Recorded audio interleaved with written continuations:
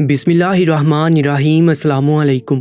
दरबारी TV YouTube channel पर आप सबको खुश आमदीद कहते हैं जब अपनी ज़िंदगी में कोई बहुत बुरा हादसा हुआ हो तो फिर किसी बात से डर नहीं लगता, यहाँ तक कि कब्रिस्तान से भी नहीं। जब कब्रिस्तान में आपका कोई अपना दफन ना हो तो फिर कब्रिस्तानों से डर नहीं लगा करता। बस यही सोचकर मैं रात के उस वक्त कब्रिस्तान में आ जाया करता था। मेरा काम भी कुछ ऐसा ही था, या यूं कहूँ कि अब मैंने ये काम करना शुरू कर दिया था। जिंदगी ने मुझे बड़ी जोर से उठाकर नीचे फेंका था। मैं वापस अपने कदमों पर खड़ा हुआ तो एक बदला हुआ इंसान था, लेकिन मेरे सामने जो हो रहा था वो मैंने पहले कभी नहीं देखा था। वो दोनों उस लड़की को बाहर निकाल चुके थे और एक दूसरे से निहायत ही अजीब तरह की गुफ्तगू कर रहे थे। वो दोनों ही बहुत जल्दी में लग रहे थे। मैं उन दोनों को अच्छी तरह जानता था, पर देखना चाहता था कि क्या करने लगे हैं। पर जैसे उन्होंने लड़की को बाहर निकाला और उसकी तरफ हाथ बढ़ाया तो मुझसे रहा नहीं गया। मैं आगे बढ़ा। मैंने उन दोनों को ऐसा काम करते देखा कि तौबा तौबा। मेरा नाम आदिल है। मैं अपनी बीवी से बहुत मोहब्बत करता था। मेरी बीवी इस दुनिया की सबसे खूबसूरत और अच्छी औरत थी। उसने मुझसे कभी कुछ नहीं मांगा, यहाँ तक कि अपनी जायज़ ज़रूरियात का भी मुतालबा नहीं किया। मेरे पास इतने पैसे भी नहीं होते थे, पर एक दिन मेरी नौकरी लग गई और सोचा कि अपनी बीवी के लिए आज ढेर सारी चीज़ें लेकर जाऊँगा। वही लेता फिर रहा था और मोबाइल की बैटरी ख़त्म हो चुकी थी। सोचा कि बस थोड़ी बहुत ख़रीदारी कर लूँ, फिर घर चलता हूँ। लेकिन जब घर गया तो वहाँ पर घर था ही नहीं। मेरी बीवी इस दुनिया में नहीं थी, क्योंकि घर में शॉर्ट सर्किट होने की वजह से आग लग गई थी। मोहल्ले में काफ़ी सारे लोग मुझे जानते थे। उन्होंने मुझे फ़ोन करने की कोशिश की, लेकिन मेरा फ़ोन बंद था। मेरी बीवी हमारी बेटी को बचाते हुए इस दुनिया से चली गई।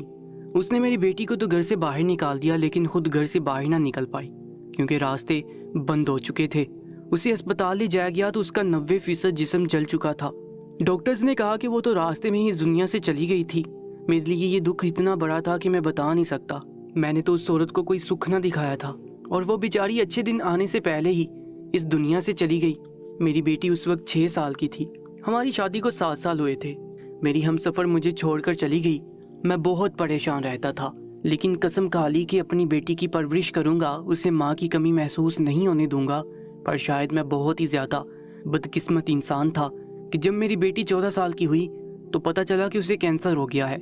मेरे पास इतने पैसे नहीं थे कि मैं उसका इलाज करवा सकता। थोड़े बहुत पैसे और खैराती अस्पताल का सहारा लेकर मैंने उसका इलाज करवाया, लेकिन 1 साल के अंदर वो भी मुझे छोड़ के चली गई। अब मैंने सब कुछ छोड़ दिया, बस इतना काम करता कि 2 वक्त की रोटी खा सकूं। घर मेरा वीरान पड़ा रहता था, जाकर सो जाया करता था। घर जाता तो अपनी बीवी की याद आती थी। सोचता था कि अभी वो किचन से बाहर निकलेगी और कहेगी कि खाना बन गया है, आप मुंह हाथ धो लें, मैं खाना लगा देती हूँ। मेरी बेटी भागती भागती मेरे पास आएगी और कहेगी, बाबा आज मैंने स्कूल में ये किया, आज मैंने वो किया। और फिर जब रात होगी और मैं अपनी बीवी को गले से लगाऊंगा तो उसके जिस्म की खुशबू मेरी सांसों में फैल जाएगी। मुझे वो सारे लम्हे याद आते थे जो मैंने अपनी बीवी के संग गुजारे थे। जो मैं उसे अपनी बाहों में भर लेता था तो मुझे ऐसा लगता था कि सारी दुनिया मेरी बाहों में आ गई और मैं इस दुनिया का सबसे खुशकिस्मत इंसान हूँ। उसके वजूद से मुझे ऐसा सुकून मिलता था कि अब वो सुकून मुझे और कहीं से नहीं मिल सकता था। पूरे दिन की थकन उतर जाती थी और मैं फिर से इस ज़माने से लड़ने के लिए तैयार हो जाता था। लेकिन अब ये सब कुछ मुझसे दूर हो गया था। मैंने अपनी ज़िंदगी के मकासद बदल लिए थे। मैं लोगों की मदद किया करता था। मेरा काम तो ऐसा नहीं था, लेकिन मैं कब्रिस्तान जाता और कब्रें खोदने का काम भी करता। यानी कोई कब्र खोद रहा होता तो मैं उसकी मदद करवा देता था। मेरी बेटी और बीवी भी तो वहीं पे मदफन थी। रात होती थी तो मैं खुद ही चलता हुआ कब्रिस्तान पहुंच जाता। ऐसा लगता था कि जैसे वो दोनों मुझे बुला रही हैं। जाकर उनकी कब्र पर बैठ जाता, फातिह खानी करता, उनसे बातें करता। ऐसा लगता था कि मेरी कुल कायनात वहीं पड़ी है। वहाँ पर कभी किसी से मुलाकात भी हो जाती थी, क्योंकि कभी कभी दिन में भी चला जाता था। गोरकन से भी बातचीत हो जाती थी। एक दिन कहने लगा कि हमारे मोहल्ले में बड़े अजीब से मामला हो रहे हैं। पिछले दिनों से किसी की बेटी भाग गई और इससे पहले एक लड़की के साथ किसी ने ज्यादती कर दी। मैंने कहा कि किसी का घर से भाग जाना तो बहुत सारे अवामिल का नतीजा होता है। किसी को वजह मिली होगी तो उसने ये सब किया होगा, लेकिन ये क्या कि किसी की बेटी की इज्जत लूट ली गई और मोहल्ले में से किसी ने कुछ कहा भी नहीं। उसने कहा कि हाँ, क्योंकि जिनकी बेटी के साथ ये हुआ वो इस बात का तमाशा नहीं बनाना चाहते थे। मैंने कहा कि तमाशा तो पहले ही बन चुका था। मोहल्ले की कमेटी में आकर ये बात करनी चाहिए थी, उस इंसान को पकड़ना चाहिए था। आजकल तो ऐसे ऐसे तरीके आगे हैं, इंसान पकड़ा ही जाता है। DNA ٹیسٹ کرایا تو پتہ چل جاتا ہے کہ کس کی غلطی ہے، غلطی نہیں گناہ ہے، اور پھر اسے سزا ملتی ہے، کیونکہ جس نے کسی ایک کی بیٹی کے ساتھ ایسا کیا وہ دوبارہ بھی تو کر سکتا ہے۔ گورکن نے کہا کہ یہی بات تو آج ہم مسجد میں بیٹھ کر رہے تھے، سارے معززین وہاں پر موجود تھے، لیکن جس کی بیٹی ہے وہ سامنے نہیں آنا چاہتا۔ وہ کہتا ہے کہ بس جتنا برا ہمارے ساتھ ہونا تھا ہو گیا، اب ہم اپنا تماشا نہیں بنوانا چاہتے، اور سنا ہے اسی لڑکی کی شادی بھی کر رہا ہے۔ میں نے کہا کہ ایسی لڑکی کی شادی کرے گا، اور اگلوں کو اگر یہ بات پتہ چل گئی تو وہ اس لڑکی کے ساتھ اور بھی برا سلوک کریں گے۔ یہ معاشرہ تو اچھی بلی عورت کو نہیں بخشتا، تو پھر ایسی لڑکی کے ساتھ کیسا رویہ رکھا جائے گا؟ میں لوگوں کے مسئلے سنتا رہتا تھا، پریشانیاں سنتا تھا، مزید پریشان رہتا تھا، اور بھی زیادہ دکھی رہتا تھا، سوچتا رہتا تھا کہ زمانہ کس طرف جا رہا ہے۔ ایک دن مسجد سے گھر واپس جا رہا تھا کہ میرے سے ایک لڑکا ٹکرایا، غلطی اس کی تھی، وہ موبائل کی طرف مصروف تھا، میں تو سیدھا چلتا ہوا جا رہا تھا، خود ہی آ کر مجھ سے ٹکرا گیا۔ میں نے کہا کہ بیٹا دیکھ کے چلا کرو۔ اس نے کہا کہ تو دیکھ کے چلا کر بڈھے۔ میں حیران رہ گیا کہ اس نے مجھے اتنے برے الفاظ سے نواز دیا، جبکہ میں تو اسے بیٹا کہہ کر پکارا تھا۔ میں نے اس کی شکل اچھی طرح دیکھ لی، وہ دیکھنے میں ہی کوئی لوفر ٹائپ لگ رہا تھا، جس کی جیب میں ماں باپ نے پیسے بھر دیے تھے، ہاتھ میں مہنگا موبائل پکڑا دیا تھا، لیکن تمیز سے خالی تھا، اس لیے اس کے ساتھ بحث کرنا بیکار تھا۔ وہ مجھے گھورتا ہوا وہاں سے چلا گیا، پر اس کی شکل میری آنکھوں میں سب توگی تھی۔ میں سوچ رہا تھا کہ کیسی تربیت کی ہوگی اس کے ماں باپ نے، کہ راہ چلتے کسی آدمی سے ٹکرا گیا تو معذرت کرنے کی بجائے اسی کو باتیں سنا رہا ہے۔ جب انسان تجربہ کار ہو جاتا ہے تو وہ شکلیں دیکھ کر پہچان لیتا ہے کہ کون کیسا ہے۔ لڑکے کی شکل دیکھ کر یہ پتہ چل جاتا ہے کہ وہ لوفر ہے یا ذمہ داریاں نبھانے والا ہے، اور لڑکی کی شکل دیکھ کر بھی یہ پتہ چل جاتا ہے کہ اسے گھر بنانے کا شوق ہے یا صرف فیشن اور سیر اور میک اپ کرنے کا شوق ہے۔ ایک دن موبائل میں کچھ دیکھ رہا تھا کہ میرے سامنے ایک ویڈیو آئی، شاید کسی نے بہت ہی حساس موضوع پر ایک فلم بنائی تھی، اور اس کا ایک سین تھا جس میں ایک عورت کہہ رہی تھی کہ اس عورت کو دفنانے سے پہلے اس کی دونوں ٹانگوں کو اچھی طرح سے باندھ دو۔ آج کل زمانہ بڑا خراب ہے۔ میں یہ سن کر حیران رہ گیا، کیونکہ ہماری فلمیں بھی تو ہمارے معاشرے کا ہی عکس ہوتی ہیں، معاشرے سے ہی موضوع اٹھا کر فلم یا ڈرامہ لکھا اور بنایا جاتا ہے۔ کیا واقعی ہمارا معاشرہ اس طرف جا رہا تھا؟ ابھی یہی سب کچھ دیکھ رہا تھا کہ ایک دم سے اپنی بیٹی کا خیال آ گیا۔ نہ جانے کیوں مجھے اس کی یاد اس طرح آئی کہ میری آنکھوں میں آنسو آ گئے۔ ابھی میں اپنے آنسو صاف ہی کر رہا تھا کہ ایک لڑکا وہاں پر بھاگتا ہوا آیا، اور اس نے کہا کہ محلے میں بڑا معاملہ ہو گیا ہے، فوتگی ہو گئی ہے۔ میں نے کہا کہ اللہ معاف کرے، اب کون چلا گیا اس دنیا سے؟ اس نے کہا کہ وہی لڑکی جس کے ساتھ زیادتی ہوئی تھی، اس کا باپ اس کی شادی کرنا چاہتا تھا، اسی لڑکی نے خود کو مارنے کی کوشش کی ہے، نیند کی گولیاں کھا لیا اور وہ اس دنیا سے چلی گئی ہے۔ اس کے باپ نے تماشا بنا کے رکھ دیا۔ میں نے کہا کہ کیسا تماشا؟ اس نے کہا کہ اس کا باپ کہتا ہے کہ میری بیٹی کے منہ پر کوئی نہ آئے اور اس کو کوئی نہ دیکھے، نہ رشتہ دار نہ کوئی اور، کیونکہ اگر وہ آئیں گے تو سوال کریں گے کہ جوان لڑکی نے خودکشی کرنے کی کوشش کیوں کی، اور اس کی بدنامی ہوگی۔ میں نے اپنا سر پکڑ لیا، کیونکہ میں اس انسان کو اچھی طرح جانتا تھا۔ وہ اس محلے میں کرایہ دار تھا، پر بہت عرصے سے رہ رہا تھا۔ اس نے کبھی کوئی اچھی بات نہیں کی تھی، کبھی اس کو مسجد میں آتے ہوئے نہیں دیکھا تھا، لیکن میں بھی اسی محلے میں رہتا تھا تو اتنا ضرور جانتا تھا کہ ہے کون اور کیسا ہے۔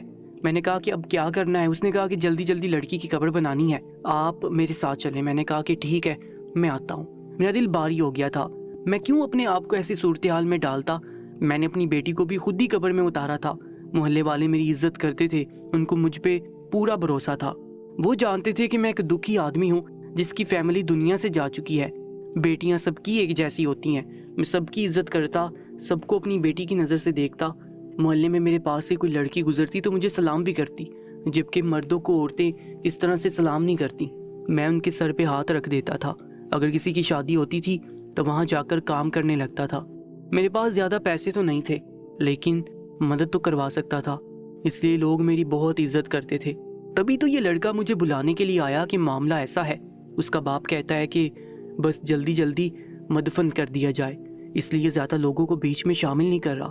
میں چلا گیا اور اس کے باپ کو دیکھ کے حیران رہ گیا۔ اس کی آنکھ میں کوئی آنسو نہیں تھا، وہ بس یہی کہہ رہا تھا کہ اللہ کسی کو بیٹی نہ دے، بیٹیاں تو ہوتی ہی بدنامی پھیلانے کے لیے ہیں، مر کے بھی بدنام کر کے چلی گئی مجھے۔ اب میں کس کس کو جواب دیتا پھروں گا؟ اس سے پہلے کہ پولیس آ جائے یہ کام جلدی جلدی کرو۔ میں اپنی بیٹی کا پوسٹ مارٹم نہیں کروانا چاہتا، نہیں تو بات کہاں سے کہاں پہنچ جائے گی۔ سوچ رہا تھا کہ اس کی ماں پہ کیا گزر رہی ہوگی، کیونکہ اولاد سے سب سے زیادہ محبت ماں کو ہوتی ہے۔ اس کی ماں تو یہ نہ کہے گی کہ میری بیٹی نہیں تھی، بدنامی کی پوٹلی تھی، وہ تو رو رہی ہوگی तड़प रही होगी कि जिसकी जवान बेटी ने खुदकुशी कर ली उसके बाप ने ऐसी जल्दी मचा रखी थी कि जैसी आज तक ना देखी थी। सुनने में आया था कि उसने घर में मैयत को 5 मिनट भी नहीं रहने दिया। जैसे ही पता चला कि बेटी दुनिया से चली गई है, बस 5-10 मिनट के अंदर ही मस्जिद से चारपाई मंगवाई और यहाँ पर ले आया। गुस्ल भी जल्दी जल्दी करवाया गया। कब्र की खुदाई शुरू हो गई थी। मैंने मदद की, 2-4 लोग और भी लग गए तो काम जल्दी हो गया। कफन पहना दिया गया।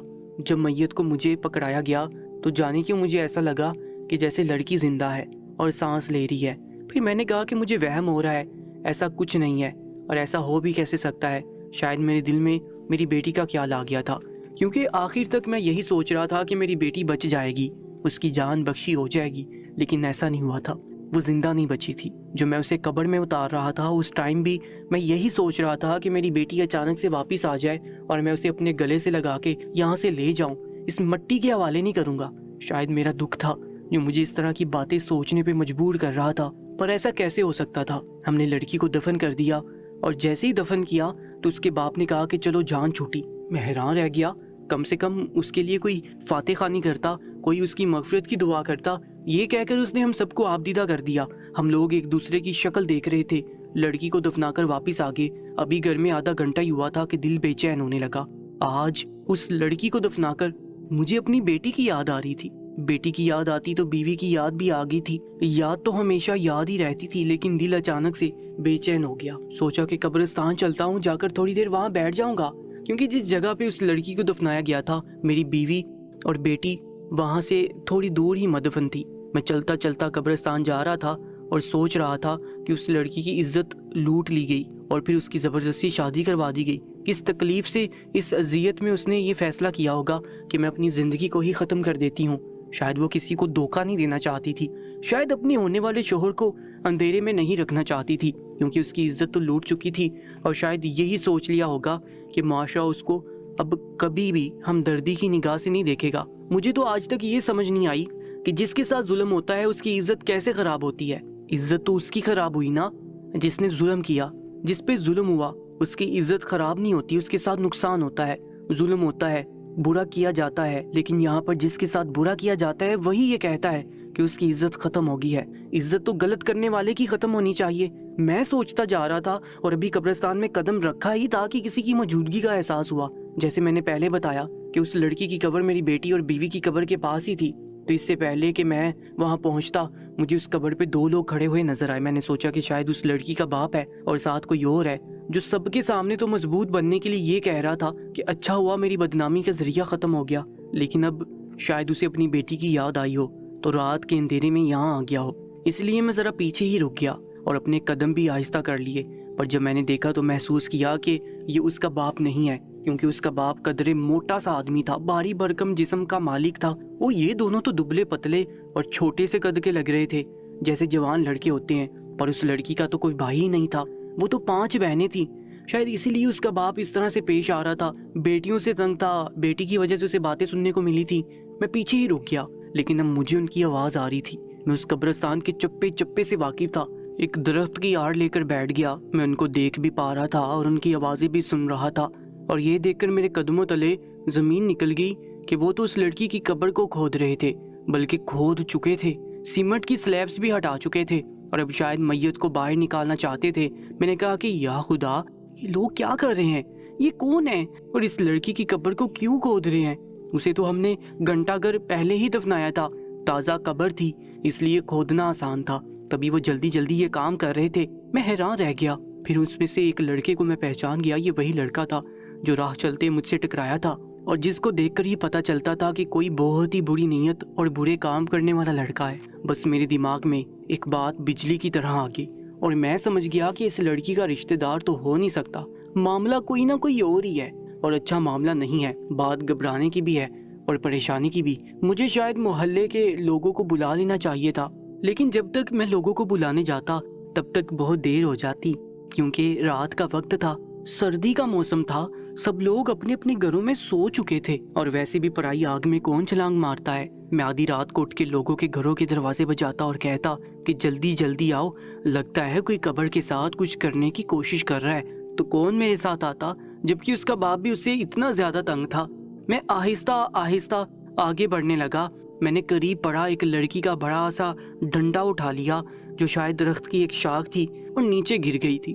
میرے اندر بہت سی طاقت آ گئی تھی. میں اپنے اندر طاقت کو جمع کر رہا تھا کیونکہ ان دونوں کے ارادے کیا تھے وہ میں بانپ چکا تھا. انہوں نے میت کو باہر نکال لیا اور کفن بھی کھولنے لگے. جیسے اس لڑکی کا بڑھنا جسم نظر آنے لگا میں چلتا ہوا آگے بڑھا اور دونوں کو مارنا شروع کر دیا. ایک ایک ڈنڈا میں نے ان دونوں کے سر میں کیا مارا. دوسرا لڑکا تو بے ہوش ہی ہو گیا جس کو میں جانتا نہیں تھا اور یہ جس کی شکل مجھے بھی یاد تھی. میں نے اس کو پکڑ لیا اور مکوں اور گھونسوں سے مارنا شروع کر دیا. شور سن کے گورکن بھی آ گیا. وہ دوسرے حصے میں رہتا تھا اور دیوار کے پار اس کا گھر تھا. اتنی دور سے وہ نہیں دیکھ سکتا تھا کہ کیا ہو رہا ہے. یہ لڑکا ایک طرف کو گر گیا تو میں نے جلدی جلدی میت پہ کپڑا کیا لیکن یہ دیکھ کر حیران رہ گیا کہ وہ لڑکی تو زندہ تھی کیونکہ جب مجھے اس کا سینہ نظر آیا تو وہ سانس لے رہی تھی لیکن بہت ہی گہری بے ہوشی میں معلوم ہو رہی تھی. گورکن وہاں پر آ گیا. یہ لڑکا بھاگ رہا تھا کہ اس نے اسے پکڑ لیا. میں نے کہا کہ اس کو جانے نہیں دینا اور یہ جو بے ہوش پڑا ہے اس کو بھی پکڑ لو. یہ لڑکی زندہ ہے, میں اسے اسپتال لے کر جا رہا ہوں. گورکن نے کہا کہ یہ تم کیا کر رہے ہو, میت کو کہاں لے کے جا رہے ہو. میں زور سے چلایا اور میں نے کہا کہ یہ میت نہیں ہے. میں نے اسے گود میں اٹھا لیا تھا. اس کا وزن اتنا زیادہ نہیں تھا. ہسپتال قریب تھا. میں جلدی جلدی اسے وہاں پر لے گیا. ڈاکٹر بھی حیران رہ گئے. یہ منظر دیکھ کر باقی لوگ بھی عجیب سی حالت میں آ گئے کہ یہ میت کو اس طرح سے اٹھائے کیوں لا رہا ہے. میں نے ڈاکٹر کو کہا کہ اس کو چیک کریں. ڈاکٹر نے جب چیک کیا تو اس نے کہا کہ اس کی سانسیں تو بہت آہستہ چل رہی ہیں, ہمیں اسے فوراً آکسیجن لگانی ہوگی. میں نے کہا کہ جو بھی کریں بس جلدی کریں اور جلدی جلدی اس لڑکی کو اندر لے گئے. اسے آکسیجن لگائی.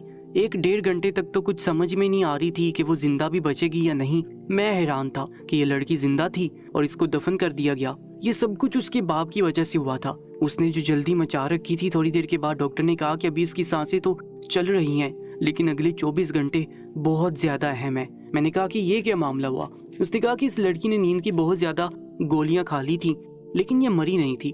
یہ کہ ایسے ٹرانس میں چلی گئی تھی جس میں انسان کی دل کی دھڑکن اتنی زیادہ کم اور سانس لینے کی رفتار اتنی کم ہو جاتی ہے کہ ایسا لگتا ہے کہ وہ انسان مر گیا ہے اور وہ 2 سے 3 دن بعد ہوش میں آتا ہے. ایسے مریض کو دیکھ کر صرف ایک ڈاکٹر ہی اندازہ لگا سکتا ہے کہ وہ زندہ ہے. شاید اس کے گھر والے اس بات سے بے خبر تھے لیکن میں تو حیران ہوں کہ آج کل کوئی اتنا بے وقوف بھی نہیں ہوتا. میں نے کہا کہ دراصل وہ بہت زیادہ جلدی میں تھے. میں نے ان کو ساری بات بتائی. انہوں نے کہا کہ پھر تو ان کو یہ معلوم ہونا تقریباً ناممکن تھا کہ یہ ابھی تک زندہ ہے. میں نے اسے 100% آکسیجن لگائی. اگلی 24 گھنٹے کے بعد دیکھیں گے کہ کیا ہوتا ہے لیکن وہ ابھی بھی زندہ ہے. شاید اس لڑکی نے جینے کی امید چھوڑ دی ہے. اس کے جسم سے جان نہیں نکلی لیکن امید ختم ہو گئی ہے, اسی لیے یہ سب کچھ ہوا ہے. انسان کا دماغ بڑا ہی پیچیدہ ہے. دکھ اور سکھ سے ہی تو چلتا ہے, خوشی سے ہی تو جیتا ہے, غم سے مر جاتا ہے. اس نے کہا کہ آپ اس کے ماں باپ کو بتا دیں. میں نے کہا کہ نہیں, میں کسی کو نہیں بتانا چاہتا لیکن یہ بات محلے میں پھیل ضرور سکتی ہے. پر اس بارے میں صرف گورکن کو ہی پتا تھا اور ان دونوں لڑکوں کو وہ پولیس کے حوالے کرایا تھا. پولیس کو بھی کہا تھا کہ ان کو ان کے گھر والوں سے بات نہ کرنے دے. جب ان کو معاملہ بتایا تو انہوں نے کہا کہ بات کرنا تو دور کی بات ہے, پہلے تو ہم ان کی اچھی طرح سے خاطر تواضع کریں گے. یہ سسرال جو آئے ہیں ان کی اتنی جرت کہ یہ قبروں سے لڑکیوں کو نکال کے ان کے ساتھ زیادتی کرنا چاہتے تھے. بعد میں پتا چلا کہ اس لڑکی کے ساتھ زیادتی کرنے والا بھی یہی انسان تھا اور اب دوبارہ سے یہ سب کچھ کرنے کے لیے آ گیا تھا. اس کے ساتھ تو ایسا معاملہ ہونا چاہیے تھا کہ یہ عبرت کا نشان بن جاتا. پولیس والا بھی اسی محلے کا تھا. وہ خود بہت غصے میں تھا. اس نے کہا کہ ہم بھی بیٹیوں والے ہیں. ایسے انسان کو اگر بنا سزا دیے چھوڑ دیا تو کل کو یہ سب کچھ ہماری بیٹی کے ساتھ بھی ہو سکتا ہے. اس نے کہا کہ فکر ہی نہیں کرو, ان کو تو میں قید کرواؤں گا. لڑکی کو 48 گھنٹے کے بعد ہوش آیا. مجھے دیکھ کر وہ پہچان گئی کہ میں کون ہوں. نرس اور ڈاکٹر نے اس کو سب کچھ بتایا.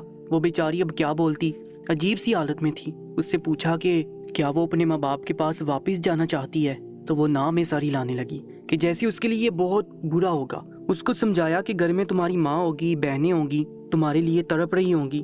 جب اسے گھر لے کے گئے تو اس کی ماں اس سے لپٹ کر ایسے روئی کہ اس کو روتا ہوا دیکھ کر ہم سب کی آنکھوں میں آنسو آ گئے. اس نے کہا کہ یہ میری بڑی بیٹی ہے, میری پہلی اولاد ہے, میں اس کے بغیر کیسے رہ سکتی ہوں.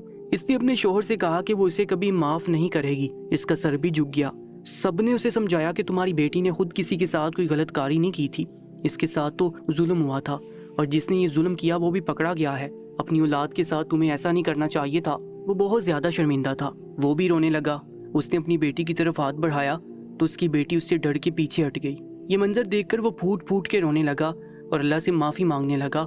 पुलिस वाले ने कहा कि अब उस लड़की का क्या होगा, ये तो बेचारी हर तरह से बदनाम हो गई है। मैंने कहा कि उसकी ज़िंदगी बच गई, यही बड़ी बात है। लेकिन पता चला कि मोहल्ले के ही एक लड़के ने उससे निकाह करने की बात की थी। मैं उस लड़के को जानता था, उसके माँ बाप इस दुनिया में नहीं थे और ये सौतेली माँ के साथ रहता था, लेकिन मेहनत मजदूरी करता था। हम सब ने फैसला किया कि मोहल्ले की कमेटी में सब लोग थोड़े थोड़े पैसे जमा करके उस लड़के के लिए किराए का घर और किसी कारोबार का इंतजाम करेंगे, और सब ने इस कार खैर में बढ़ चढ़ के हिस्सा लिया। उन दोनों को ये किराए के घर में जगह भी मिल गई। सब ने अपने घर से कुछ पुराना कुछ नया सामान निकाल के भी उनको दे दिया और लड़के के लिए नौकरी का इंतजाम भी कर दिया। अब वो लड़की उसी के साथ रहती है। मुझे ऐसे लगता है कि वो मेरी ही बेटी है। अब उसका घर बस गया है।